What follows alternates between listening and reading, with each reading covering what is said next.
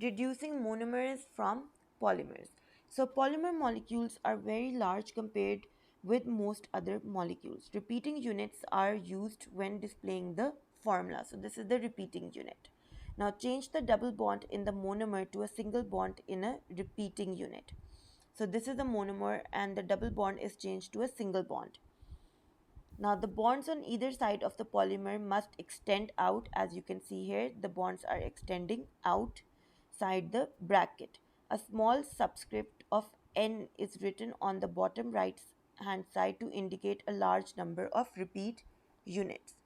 Now how to deduce the polymer from monomer? So identify the repeating unit in the polymer, change the single bond into double bonds.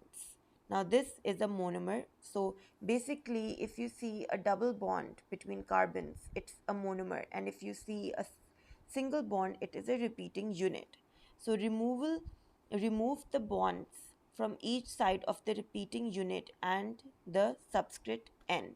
So this will be the monomer. So this is how you can deduce between the monomers and the polymers.